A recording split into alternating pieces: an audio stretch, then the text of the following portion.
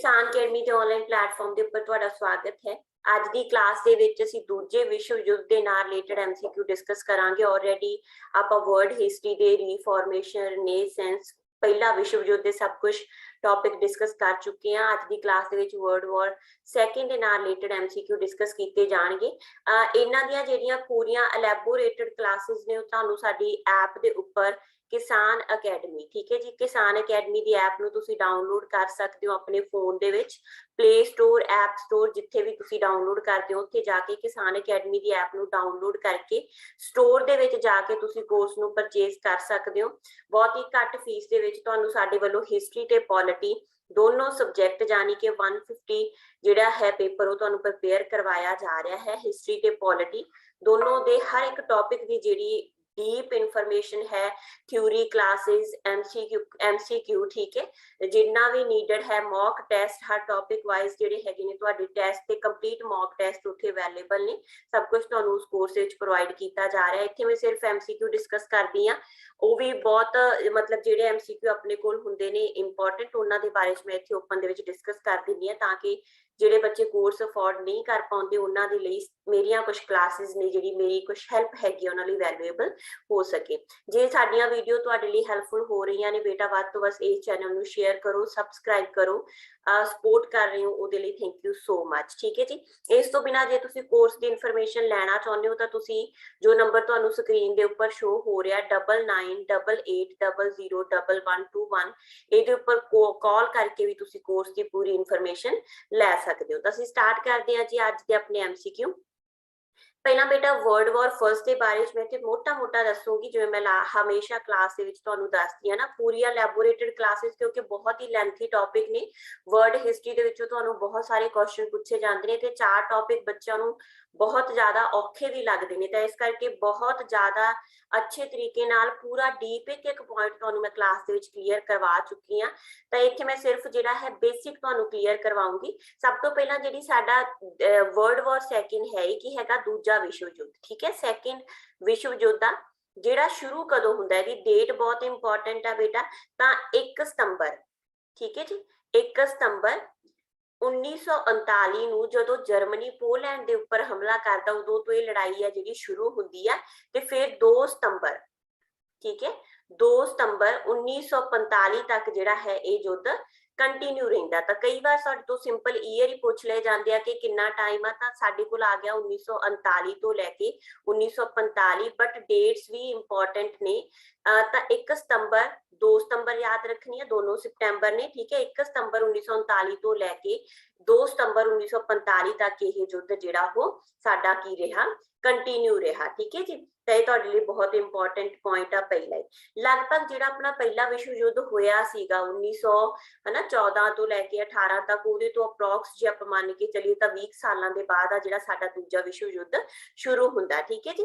तां जिहड़ा ये बहुत ही इंपॉर्टेंट वॉर आ जिहदे च मन्निया जांदा कि लगभग जिहड़ियां 61 कंट्रीज सीगीआं ओह शामिल होईयां सी। जिवें मैं पहला तुहानूं दस्सिया सी हर बुक दे विच ना अलग-अलग इन्फॉर्मेशन हुंदी है, बट मैं तुहानूं जिन्ना दसदी हां ओह जिहड़ियां कॉमन बुक्स ने, कॉमन यानी कि जिहड़ा आपां मोस्ट ऑथेंटिक कह दिंदे हां ना, उहदे अकॉर्डिंग मैं तुहानूं दस दिंदी हां। तां वर्ल्ड वॉर फर्स्ट दे विच मैं तुहानूं दस्सिया सी हर बुक दे विच किसे 44 या किसे दे विच 100 दिता गया, बट फर्स्ट वर्ल्ड वॉर दे विच कॉमन जिहड़ियां बुक्स हैगियां ने, ऑथेंटिक बुक्स ने, उन्हां दे अकॉर्डिंग 32 देश शामिल होए सी।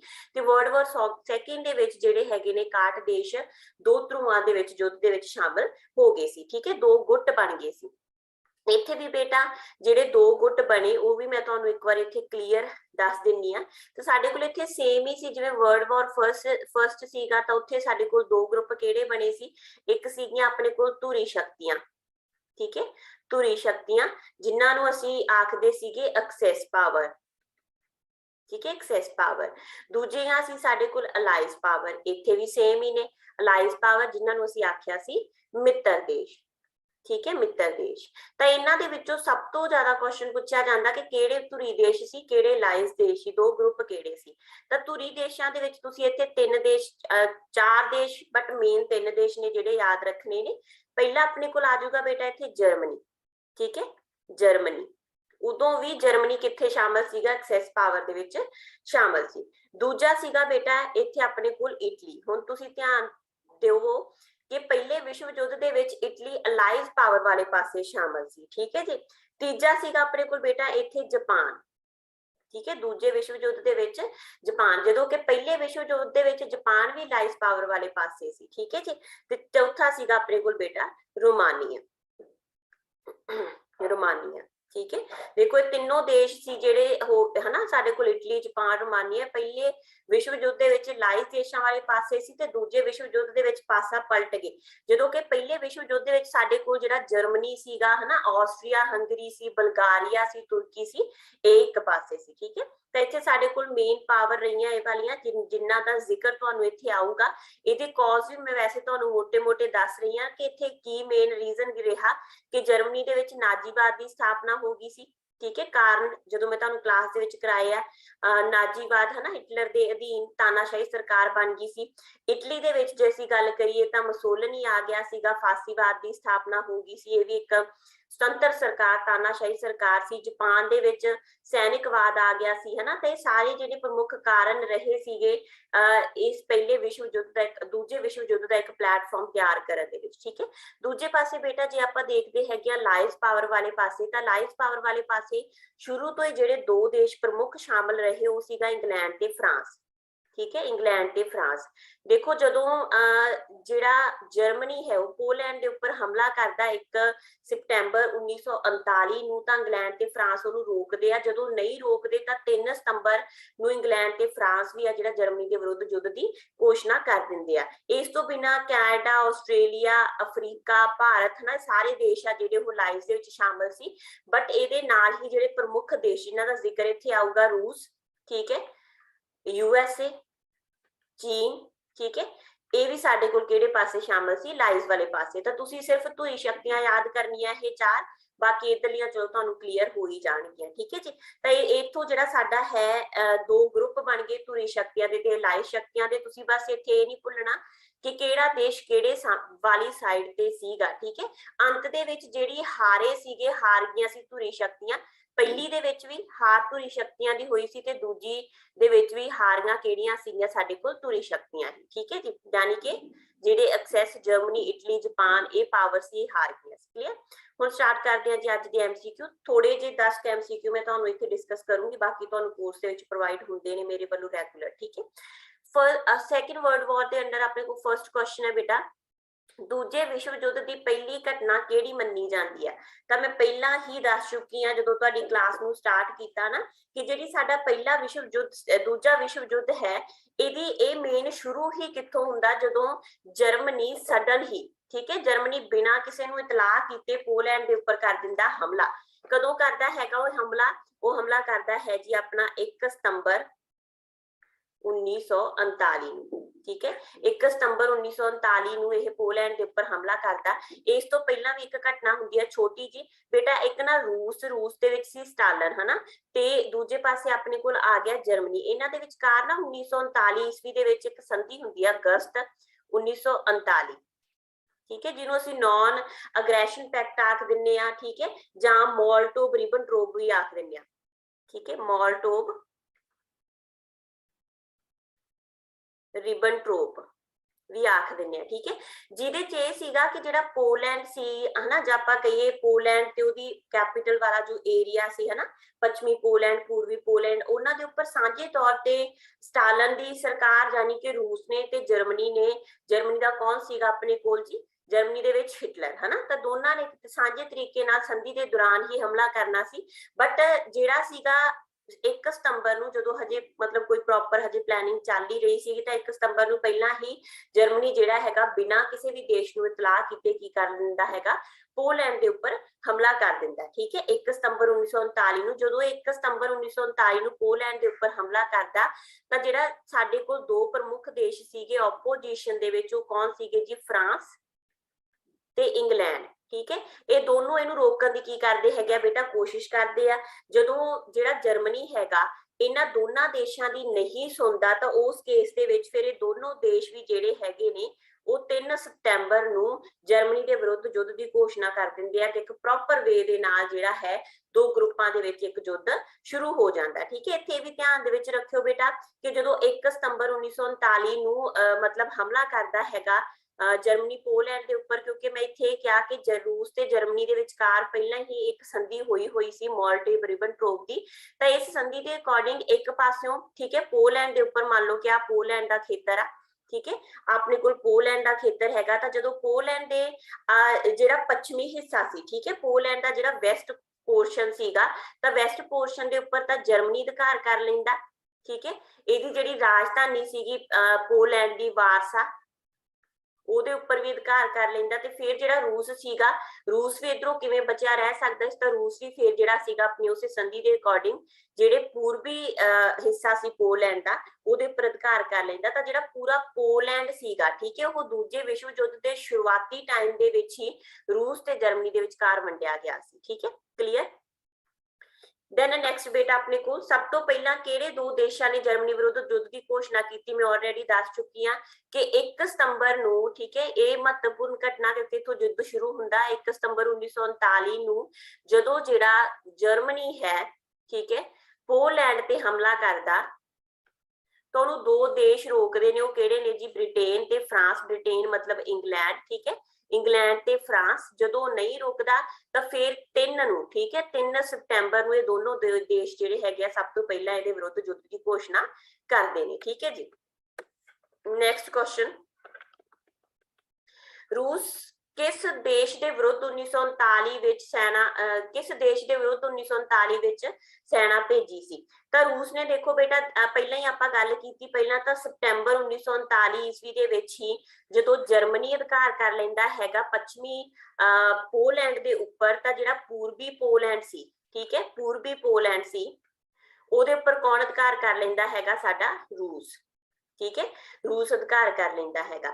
ਬਟ ਰੂਸ ਨੇ ਕਿਉਂਕਿ ਆਪਣੇ ਆਪ ਨੂੰ ਪ੍ਰੋਟੈਕਟ ਕਰਨਾ ਸੀਗਾ ਤਾਂ ਕਿ ਜਿਹੜਾ ਜਰਮਨ ਹੈਗਾ ਉਹ ਪੂਰਬੀ ਪੋਲੈਂਡ ਵਾਲੇ ਖੇਤਰਾਂ ਵਾਲੇ ਪਾਸੇ ਨਾ ਆ ਸਕੇ, ਤਾਂ ਇਸ ਕਰਕੇ ਜਿਹੜਾ ਰੂਸ ਸੀਗਾ ਉਹ ਕੁਝ ਬਾਲਟਿਕ ਖੇਤਰਾਂ ਦੇ ਉੱਪਰ ਵੀ ਅਧਿਕਾਰ ਕਰਦਾ, ਠੀਕ ਹੈ ਬਾਲਟਿਕ ਰਾਜ ਜਿਹੜੇ ਸੀਗੇ, ਬਾਲਟਿਕ ਰਾਜ ਸੀ ਰੂਸ ਦੇ, ਠੀਕ ਹੈ ਉਹਨਾਂ ਦੇ ਉੱਪਰ ਵੀ ਅਧਿਕਾਰ ਕਰ ਲੈਂਦਾ। ਤਾਂ ਜਿਹੜੀ ਰੂਸ ਸੀਗਾ ਆਪਣੀ ਪੱਛਮੀ ਸੀਮਾ ਨੂੰ, ਕਿਉਂਕਿ ਦੇਖੋ ਆ ਰਿਹਾ ਆਪਣਾ ਆਪਣੇ ਕੋਲ ਕੀ ਰਿਹਾ ਪੋਲੈਂਡ, ਠੀਕ ਹੈ ਹੈਗਾ ਪੋਲੈਂਡ, ਇਧਰਲੇ ਪਾਸੇ ਸਾਰੇ ਪਾਸੇ ਜਿਹੜਾ ਸੀਗਾ ਅਧਿਕਾਰ ਕਰ ਲਿਆ, ਕਿਹਨੇ ਅਧਿਕਾਰ ਕਰ ਲਿਆ ਜੀ, ਇਧਰਲਾ ਸਾਰਾ ਪਾਸਾ ਕਿਹਨੇ ਲੈ ਲਿਆ ਸੀਗਾ, ਸਾਡੇ ਕੋਲ ਰੂਸ ਨੇ ਲੈ ਲਿਆ, ਠੀਕ ਹੈ ਤੇ ਇਧਰਲਾ ਪਾਸਾ ਕਿਹਨੇ ਲੈ ਲਿਆ ਜੀ, ਇਧਰਲਾ ਪਾਸਾ ਕਿਹਨੇ ਲੈ ਲਿਆ ਸੀ, ਜਰਮਨੀ ਨੇ ਲੈ ਲਿਆ, ਠੀਕ ਹੈ। ਤਾਂ ਜਿਹੜਾ ਸਾਡੇ ਕੋਲ ਇੱਥੇ ਸਾਡੇ ਕੋਲ ਜਿਹੜਾ ਰੂਸ ਸੀਗਾ ਉਹਨੇ ਆਪਣੀ ਪੱਛਮੀ ਸੀਮਾ ਬਣੀ ਨਾ, ਪੱਛਮੀ ਸੀਮਾ ਦੀ, ਤਾਂ ਇਸ ਪੱਛਮੀ ਸੀਮਾ ਨੂੰ ਪ੍ਰੋਟੈਕਟ ਕਰਨ ਵਾਸਤੇ, ਠੀਕ ਹੈ ਬਾਲਟਿਕ ਖੇਤਰਾਂ ਦੇ ਉੱਪਰ ਅਧਿਕਾਰ ਕਰ ਲਿਆ, ਠੀਕ ਹੈ ਬਾਲਟਿਕ ਰਾਜ ਜਿਹੜੇ ਕੁਝ ਖੇਤਰ ਸੀ ਨਾ, ਆਪਾਂ ਕਹੀਏ ਬਾਲਟਿਕ ਰਾਜ ਜਿਹੜੇ ਕਿ ਫਿਨਲੈਂਡ ਦੇ ਉੱਪਰ ਆਪਾਂ ਕਹੀਏ ਫਿਨਲੈਂਡ ਵਗੈਰਾ ਹੋ ਗਿਆ, ਉਹਨਾਂ ਦੇ ਉੱਪਰ ਅਧਿਕਾਰ ਕਰ ਲਿਆ, ਨਾਲ ਹੀ ਬਾਲਟਿਕ ਖੇਤਰਾਂ ਦੇ ਉੱਪਰ ਵੀ ਅਧਿਕਾਰ ਕਰ ਲਿਆ, ਠੀਕ ਹੈ।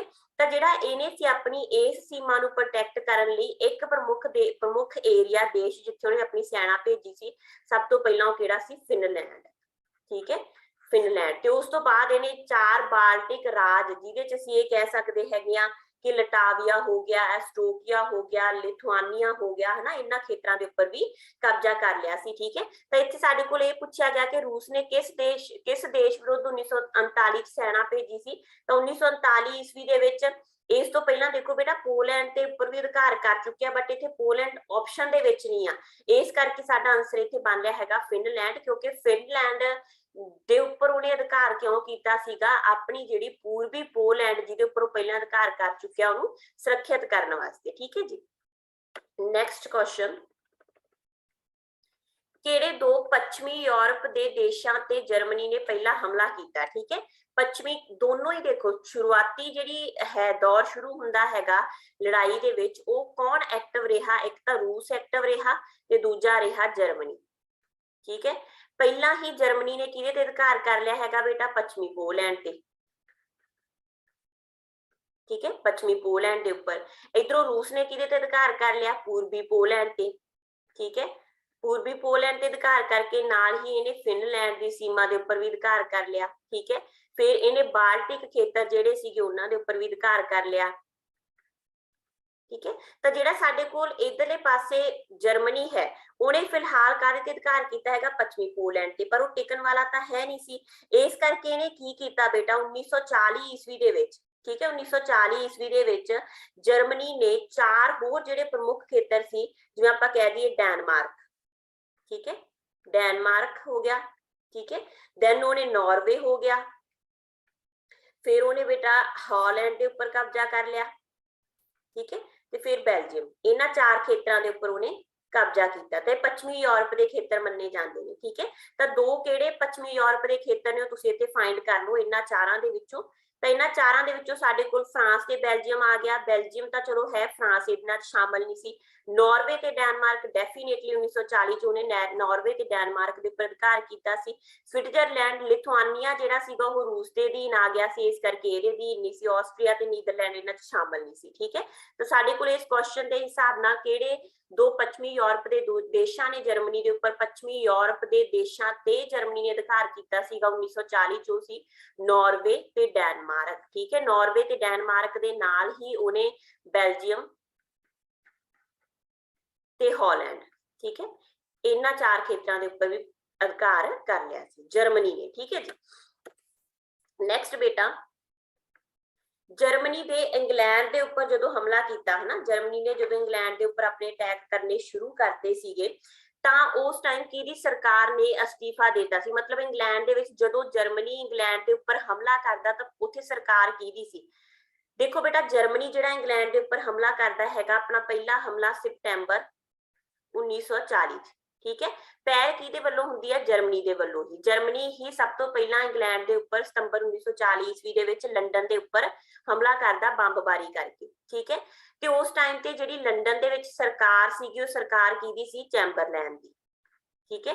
ਚੈਂਬਰਲੈਨ ਦੀ ਸਰਕਾਰ ਸੀ। ਜਦੋਂ ਹੀ ਜਰਮਨੀ ਇੰਗਲੈਂਡ ਦੇ ਉੱਪਰ ਹਮਲਾ ਕਰਦਾ ਤਾਂ ਚੈਂਬਰਲੈਨ ਦੀ ਜਿਹੜੀ ਸਰਕਾਰ ਸੀ, ਚੈਂਬਰਲੈਨ ਸੀ, ਉਹਨੇ ਕੀ ਕਰਤਾ?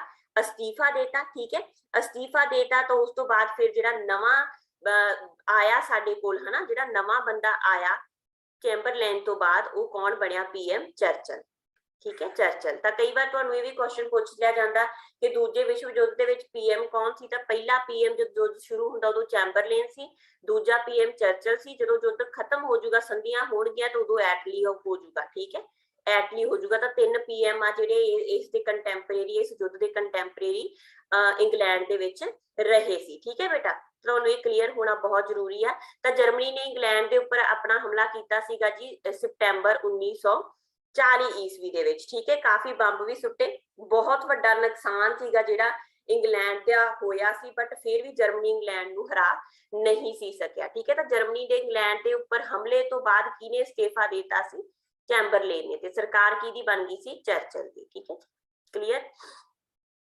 ਨੈਕਸਟ ਕੁਐਸਚਨ, ਜਾਪਾਨ ਕਦੋਂ ਮਿੱਤਰ ਦੇਸ਼ਾਂ ਦੇ ਵਿਰੁੱਧ ਯੁੱਧ ਦੇ ਵਿੱਚ ਸ਼ਾਮਲ ਹੋਇਆ ਸੀ? ਤਾਂ ਜਾਪਾਨ ਬੇਟਾ 1940 ਈਸਵੀ ਦੇ ਵਿੱਚ, ਠੀਕ ਹੈ, 1940 ਈਸਵੀ ਦੇ ਵਿੱਚ ਮਿੱਤਰ ਦੇਸ਼ਾਂ ਦੇ ਵਿਰੁੱਧ, ਜਾਣੀ ਕਿ ਧੁਰੀ ਸ਼ਕਤੀਆਂ ਦੇ ਪੱਖ 'ਚ, ਠੀਕ ਹੈ। ਧੁਰੀ ਸ਼ਕਤੀਆਂ ਕਿਹੜੀਆਂ ਕਿਹੜੀਆਂ? ਪ੍ਰਮੁੱਖ ਧੁਰੀ ਸ਼ਕਤੀਆਂ ਆਪਾਂ ਕਹਿ ਸਕਦੇ ਹਾਂ ਇਟਲੀ ਤੇ ਜਰਮਨੀ, ਠੀਕ ਹੈ, ਇਹਨਾਂ ਦੇ ਪੱਖ ਦੇ ਵਿੱਚ ਯੁੱਧ ਦੇ ਵਿੱਚ ਸ਼ਾਮਲ ਹੋਇਆ ਸੀ। ਬਟ ਸਭ ਤੋਂ ਜ਼ਿਆਦਾ ਵੱਡਾ ਨੁਕਸਾਨ ਵੀ ਜਾਪਾਨ ਨੂੰ ਹੀ ਸਹਿਣਾ ਪਿਆ ਸੀ, ਕਿਉਂਕਿ ਇਹਨੇ ਜਿਹੜਾ ਪੰਗਾ ਲੈ ਲਿਆ ਸੀਗਾ ਉਹ ਬਹੁਤ ਹੀ ਸ਼ਕਤੀਸ਼ਾਲੀ ਦੇਸ਼ ਯੂਐਸਏ ਦੇ ਨਾਲ ਲਿਆ ਸੀ, ਜਿਹਦੇ ਕਰਕੇ ਯੂਐਸਏ ਦੇ ਨਾਲ ਲੜਾਈ ਕਰਕੇ ਹੀ ਜਿਹੜਾ ਸੀ ਵੀ ਬੁਰੀ ਤਰ੍ਹਾਂ ਅੰਤ ਦੇ ਵਿੱਚ ਹਾਰ ਹੁੰਦੀ ਆ ਜਾਪਾਨ ਦੀ, ਠੀਕ ਹੈ ਜੀ। ਨੈਕਸਟ ਕੁਐਸਚਨ, ਬਰਲਿਨ ਕਿਹਦੀ ਰਾਜਧਾਨੀ ਸੀ? ਇਹ ਵੀ ਬੇਟਾ ਬਹੁਤ ਇੰਪੋਰਟੈਂਟ ਹੈ, ਤੁਹਾਨੂੰ ਬੇਸਿਕ ਪਤਾ ਹੋਣੀ ਚਾਹੀਦੀ ਹੈ ਕਿ ਕਿਹਦੀ ਕਿਹੜੀ ਰਾਜਧਾਨੀ ਸੀ, ਹੈ ਨਾ। ਤੁਹਾਨੂੰ ਮੈਂ ਕਲਾਸ ਦੇ ਵਿੱਚ ਜਿਹੜੇ ਬੱਚੇ ਮੇਰੇ ਨਾਲ ਜੁੜੇ ਹੋਏ ਨੇ ਉਹਨਾਂ ਨੂੰ ਕਲੀਅਰ ਹੋਊਗਾ, ਜਦੋਂ ਮੈਂ ਤੁਹਾਨੂੰ ਇਹਦੇ ਕੌਜ਼ ਕਰਾਏ ਸੀਗੇ, ਹਨਾ, ਕੀ ਕਾਰਨ ਰਹੇ, ਤਾਂ ਇਹਨਾਂ ਦੇ ਕੌਜ਼ ਦੇ ਵਿੱਚ ਮੈਂ ਤੁਹਾਨੂੰ ਇੱਕ ਐਕਸੈਸ ਕਰਵਾਈ ਸੀਗੀ, ਹਨਾ, ਰੋਮ ਬਰਲਿਨ,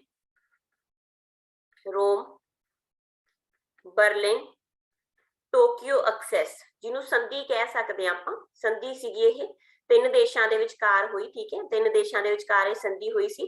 ਕਾਰਨਾਂ ਦੇ ਵਿੱਚ ਮੈਂ ਤੁਹਾਨੂੰ ਕਰਾਈ ਸੀਗੀ ਇਹ, ਕਿਉਂਕਿ ਕਾਰਨਾਂ ਦੇ ਵਿੱਚ ਮੈਂ ਤੁਹਾਨੂੰ ਨਾਜ਼ੀਵਾਦ ਕਰਾਇਆ, ਫਾਸੀਵਾਦ ਕਰਾਇਆ, ਇਕਨੋਮਿਕ ਕ੍ਰਾਈਸਿਸ ਕਰਾਇਆ ਜਿਹੜਾ ਦੂਜੇ ਵਿਸ਼ਵ ਯੁੱਧ ਲਈ ਜ਼ਿੰਮੇਵਾਰ ਰਿਹਾ, ਜਾਪਾਨ ਦਾ ਸੈਨਿਕਵਾਦ ਜ਼ਿੰਮੇਵਾਰ ਰਿਹਾ, ਠੀਕ ਹੈ, ਤੇ ਕੁਝ ਜਿਹੜੀਆਂ ਸੰਧੀਆਂ ਜ਼ਿੰਮੇਵਾਰ ਰਹੀਆਂ ਉਹ ਕਰਵਾਈਆਂ ਸੀ। ਤਾਂ ਇੱਕ ਸੰਧੀ ਹੀ ਸੀ ਰੋਮ ਬਰਲਿਨ ਟੋਕੀਓ ਐਕਸੈਸ, ਠੀਕ ਹੈ। ਰੋਮ ਕਿਹਦੀ ਰਾਜਧਾਨੀ ਹੈ ਬੇਟਾ? ਇਟਲੀ ਦੀ, ਠੀਕ ਹੈ। ਬਰਲਿਨ ਕਿਹਦੀ ਰਾਜਧਾਨੀ ਹੈ? ਜਰਮਨੀ ਦੀ। ਤੇ ਟੋਕੀਓ ਕਿਹਦੀ ਰਾਜਧਾਨੀ ਸੀਗੀ? ਜਾਪਾਨ ਦੀ। ठीक है। तो इन्हां तिन्नां देशां दे विचकार हुई सीगी संधि, उसे संधि नूं असीं की आखदे हैगे आ, रोम बर्लिन टोक्यो एक्सेस। ये कंप्लीट वैसे जिहड़ा सी जर्मनी ने इटली दे नाल भी 1936 ईस्वी दे विच संधि कीती सी, ते जर्मनी ने जापान दे नाल भी 1936 दे विच संधि कीती सी। बट ये जिहड़ी कंप्लीट मेजर तिन्नां देशां ने जिहड़ी मतलब इकट्ठी संधि हो गई सी, तीनों देश कलैक्टिवली इकट्ठे हो गए सी, ਉਹ ਹੋਈ ਸੀ 1937 ਈਸਵੀ ਦੇ ਵਿੱਚ। ਤਾਂ ਜੇ ਪੁੱਛ ਲੈਣ ਕਿ ਰੋਮ ਬਰਲਿਨ ਟੋਕੀਓ ਐਕਸੈਸ ਕਦੋਂ ਹੋਇਆ, ਤਾਂ 1937 ਈਸਵੀ ਦੇ ਵਿੱਚ, ਠੀਕ ਹੈ, ਜਿੱਥੇ ਜਰਮਨੀ ਜਾਪਾਨ ਤੇ ਇੰਗਲੈਂਡ ਇਟਲੀ ਤਿੰਨੋਂ ਦੇਸ਼ ਇਕੱਠੇ ਹੋਏ ਸੀ। ਠੀਕ ਹੈ ਜੀ, ਕਲੀਅਰ? ਤੁਹਾਨੂੰ ਇਹ ਕਲੀਅਰ ਹੋਣਾ ਜ਼ਰੂਰੀ ਹੈ, ਇੰਪੋਰਟੈਂਟ ਕੁਐਸਚਨ ਹੈ ਇਹ। ਤਾਂ ਬਰਲਿਨ ਫਿਰ ਕੀ ਦੀ ਰਾਜਧਾਨੀ ਹੋਗੀ ਬੇਟਾ ਜੀ? ਜਰਮਨੀ ਦੀ। ਠੀਕ ਹੈ, ਤਾਂ ਜਾਪਾਨ ਦੀ ਰਾਜਧਾਨੀ ਸਾਡੇ ਕੋਲ ਕਿਹੜੀ? ਟੋਕੀਓ। ਤੇ ਇਟਲੀ ਦੀ ਕਿਹੜੀ ਹੈ ਜੀ ਸਾਡੇ ਕੋਲ? ਇਟਲੀ, ਰੋਮ। ਇੰਗਲੈਂਡ ਦੀ ਤੁਹਾਨੂੰ ਸਭ ਨੂੰ ਪਤਾ ਹੋਏਗਾ ਲੰਡਨ, ਹੈ ਨਾ, ਲੰਡਨ ਜਿਹਨੂੰ ਅਸੀਂ ਆਖ ਦਿੰਦੇ। ਨੈਕਸਟ ਕੁਐਸਚਨ, ਹਿਰੋਸ਼ਿਮਾ ਤੇ ਕਦੋਂ ਅਮਰੀਕਾ ਨੇ ਹਮਲਾ ਕੀਤਾ? ਬੇਟਾ ਪਹਿਲਾਂ ਹੀ ਕਿਹਾ ਹੈ ਨਾ, ਬੇਸ਼ੱਕ ਯੁੱਧ ਦੇ ਵਿੱਚ ਜਿਹੜਾ ਸ਼ਾਮਲ ਹੋਇਆ ਸੀ ਸਾਡੇ ਕੋਲ ਜਾਪਾਨ, ਉਹ ਸ਼ਾਮਲ ਹੋਇਆ 1940 ਈਸਵੀ ਦੇ ਵਿੱਚ। ਠੀਕ ਹੈ, ਯੁੱਧ ਦੇ ਵਿੱਚ 1940 ਈਸਵੀ ਦੇ ਵਿੱਚ ਜਾਪਾਨ ਸ਼ਾਮਲ ਹੋਇਆ ਸੀ, ਜਾਪਾਨ ਸ਼ਾਮਲ ਹੋਇਆ। ਬਟ ਇਹਨੇ ਨਾ ਇੱਕ ਬਹੁਤ ਵੱਡੀ ਇੱਕ ਘਟਨਾ ਕੀਤੀ 1941 ਈਸਵੀ ਦੇ ਵਿੱਚ, ਪੰਗਾ ਲੈ ਲਿਆ। ਠੀਕ ਹੈ, ਐਗਜ਼ੈਕਟ ਤਰੀਕ ਵੀ ਮੈਂ ਦੱਸ ਦਿੰਨੀ ਆ, 7 ਦਸੰਬਰ 1941 ਨੂੰ ਇਹਨੇ USA ਦੀ ਇੱਕ ਬੰਦਰਗਾਹ ਸੀਗੀ, ਸੈਨਿਕ ਅੱਡਾ ਸੀ, ਜਿਹਨੂੰ ਅਸੀਂ ਆਖਦੇ ਹੈਗੇ ਆ ਪਰਲ ਹਾਰਬਰ। ਠੀਕ ਹੈ, ਪਰਲ ਹਾਰਬਰ, ਇਹਦੇ ਤੇ ਕਰਤਾ ਹਮਲਾ। ਹੁਣ ਤੁਸੀਂ ਜਾਪਾਨ ਆ ਇੱਕ ਐਡੇ ਵੱਡੇ ਦੇਸ਼ ਦੇ ਉੱਪਰ ਪੰਗਾ ਲੈ ਰਿਹਾ ਹੈ ਨਾ, ਤਾਂ ਅੱਗੋਂ ਫਿਰ ਰਿਸਪੌਂਸ ਤਾਂ ਆਊਗਾ ਹੀ। ਠੀਕ ਹੈ, ਫਿਰ ਵੀ ਜਿਹੜਾ ਚਲੋ ਇੱਕ ਵਾਰ ਜਿਹੜਾ USA ਸੀ ਉਹ ਸਟਾਪ ਰਿਹਾ, ਬੰਦ ਰਿਹਾ ਕਿ ਚਲੋ ਇੱਕ ਜਗ੍ਹਾ ਦੇ ਉੱਪਰ ਹਮਲਾ ਕੀਤਾ। ਪਰ ਜਦੋਂ ਜਾਪਾਨ ਨਾ ਰੁਕਿਆ, ਜਾਪਾਨ ਨੇ ਕੁਝ ਐਵੇਂ ਦੇ ਖੇਤਰ ਜਿਹੜੇ ਪਹਿਲੇ ਵਿਸ਼ਵ ਯੁੱਧ ਦੇ ਵਿੱਚ USA ਦੇ ਅੰਡਰ ਸੀ, ਫਿਲੀਪਾਈਨਸ ਹੋ ਗਿਆ ਜਾਂ ਹੋਰ ਵੀ ਕਾਫੀ ਖੇਤਰ ਜਿਹੜੇ ਹਨਾ, ਮਲਾਇਆ, ਬਰਮਾ, ਇੰਡੋਨੇਸ਼ੀਆ, ਇਹਨਾਂ ਖੇਤਰਾਂ ਦੇ ਉੱਪਰ ਵੀ ਆਪਣਾ ਜਿਹੜਾ ਸੀਗਾ ਕਹੀਏ ਪੰਗੇ ਲੈਣੇ ਸ਼ੁਰੂ ਕਰਦੇ, ਹਨਾ। ਤਾਂ ਉਸ ਕੰਡੀਸ਼ਨ ਦੇ ਵਿੱਚ ਫਿਰ ਹੁਣ ਅਮਰੀਕਾ ਕਿੰਨਾ ਚਿਰ ਬਰਦਾਸ਼ਤ ਕਰਦਾ ਨਾ, ਉਹਨੇ 2 ਸਾਲ ਦਾ ਦੇਖਿਆ। ਫਿਰ ਅਲਟੀਮੇਟਲੀ ਕੀ ਹੋਇਆ ਬੇਟਾ, ਬਿਲਕੁਲ ਲਾਸਟ ਦੇ ਵਿੱਚ ਜਦੋਂ ਜਾਪਾਨ ਨੇ ਬਿਲਕੁਲ ਹੀ ਹਾਰ ਨਾ ਮੰਨੀ, ਠੀਕ ਹੈ, ਹਾਰ ਨਾ ਮੰਨੀ, ਤਾਂ ਉਸ ਕੰਡੀਸ਼ਨ ਦੇ ਵਿੱਚ ਜਾਪਾਨ ਦੇ 2 ਖੇਤਰ, ਠੀਕ ਹੈ, ਜਾਪਾਨ ਦੇ 2 ਖੇਤਰ, ਦੋਨੋਂ ਸਭ ਤੋਂ ਜ਼ਿਆਦਾ ਇੰਪੋਰਟੈਂਟ ਇੱਥੇ ਕੁਐਸਚਨ ਹੀ ਦੂਜੇ ਵਿਸ਼ਵ ਦਾ ਇਹ ਮੰਨਿਆ ਜਾਂਦਾ, ਹਿਰੋਸ਼ਿਮਾ ਤੇ ਨਾਗਾਸਾਕੀ, ਦੋਨੋਂ ਖੇਤਰ ਹੈਗੇ ਆ ਜਾਪਾਨ ਦੇ ਵਿੱਚ। ਠੀਕ ਹੈ, ਇਹਨਾਂ ਖੇਤਰਾਂ ਦੇ ਉੱਪਰ ਬੰਬਬਾਰੀ ਕਰਦਾ ਹੈਗਾ ਕੌਣ? ਕਰਦਾ ਹੈਗਾ ਜੀ ਅਮਰੀਕਾ। ਠੀਕ ਹੈ, ਅਮਰੀਕਾ ਇਹਨਾਂ ਦੋਨਾਂ ਖੇਤਰਾਂ ਦੇ ਉੱਪਰ ਕਰ ਦਿੰਦਾ ਹੈਗਾ ਬੰਬਬਾਰੀ। ਠੀਕ ਹੈ, ਕਦੋਂ ਕਰਦਾ ਹੈਗਾ? ਦੋਨੇ ਤਰੀਕਾਂ ਵੀ ਇੰਪੋਰਟੈਂਟ ਨੇ। ਹਿਰੋਸ਼ਿਮਾ ਦੇ ਉੱਪਰ 6 ਅਗਸਤ 1945 ਬੰਬ ਸੁੱਟਿਆ ਜਾਂਦਾ, ਤੇ ਨਾਗਾਸਾਕੀ ਦੇ ਉੱਪਰ 9 ਅਗਸਤ 1945 ਨੂੰ ਬੰਬ ਸੁੱਟਿਆ ਜਾਂਦਾ। ਤੇ ਬਹੁਤ ਭਿਆਨਕ ਹਮਲੇ ਆ ਜਿਹਦੇ ਨਤੀਜੇ ਹੁਣ ਤੱਕ ਦਿਖਾਈ ਦਿੰਦੇ ਆ। ਹਿਰੋਸ਼ਿਮਾ ਤੇ ਨਾਗਾਸਾਕੀ ਨੂੰ ਬੁਰੀ ਤਰ੍ਹਾਂ ਬਰਬਾਦ ਕਰ ਦਿੱਤਾ ਗਿਆ ਸੀ। ਇੱਥੇ ਬੰਬਾਂ ਦੇ ਨਾਮ ਵੀ ਇੰਪੋਰਟੈਂਟ ਆ। ਇੱਥੇ ਜਿਹੜਾ ਬੰਬ ਸੁੱਟਿਆ ਗਿਆ ਹਿਰੋਸ਼ਿਮਾ ਦੇ ਉੱਪਰ, ਉਹਦਾ ਨਾਮ ਸੀਗਾ ਲਿਟਲ ਬॉय। ਠੀਕ ਹੈ, ਤੇ ਜਿਹੜਾ ਬੰਬ ਅਮਰੀਕਾ ਨੇ ਨਾਗਾਸਾਕੀ ਦੇ ਉੱਪਰ ਸੁੱਟਿਆ ਸੀ, ਉਸ ਬੰਬ ਦਾ ਨਾਮ ਸੀਗਾ ਫੈਟਮੈਨ। ਠੀਕ ਹੈ, ਫੈਟਮੈਨ। ਇੱਥੇ ਆਪਣੇ ਤੋਂ ਇਹ ਕੁਐਸਚਨ ਪੁੱਛਿਆ ਗਿਆ ਕਿ ਹਿਰੋਸ਼ਿਮਾ ਤੇ ਕਦੋਂ ਅਮਰੀਕਾ ਨੇ ਬੰਬ ਸੁੱਟਿਆ, ਤਾਂ ਹਿਰੋਸ਼ਿਮਾ ਦੇ ਉੱਪਰ 6 ਅਗਸਤ 1945 ਨੂੰ ਅਮਰੀਕਾ ਨੇ ਬੰਬ ਸੁੱਟਿਆ ਸੀਗਾ। ਠੀਕ ਹੈ, ਤੇ ਜਿਹੜਾ ਨਾਗਾਸਾਕੀ ਸੀ ਉਹਦੇ ਉੱਪਰ ਕਦੋਂ ਸੁੱਟਿਆ ਸੀ?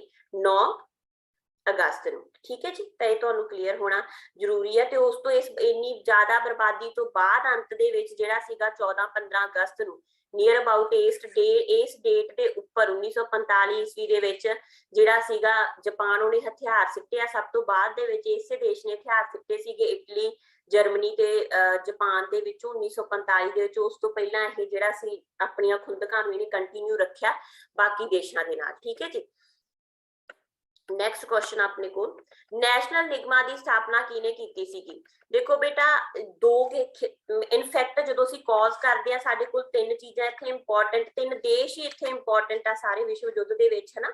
ਇੱਕ ਸਾਡੇ ਕੋਲ ਕੀ ਆ ਗਿਆ? ਇੱਕ ਇਟਲੀ, ਦੂਜਾ ਸਾਡੇ ਕੋਲ ਕੌਣ ਆ ਗਿਆ ਜੀ? ਜਰਮਨੀ, ਤੇ ਤੀਜਾ ਸਾਡੇ ਕੋਲ ਆ ਜਾਂਦਾ ਹੈਗਾ ਜਾਪਾਨ। ਠੀਕ ਹੈ, ਤਿੰਨਾਂ ਦੇਸ਼ਾਂ ਦੇ ਵਿੱਚ ਇਹ ਪ੍ਰਮੁੱਖ ਸੀ, ਹਨਾ।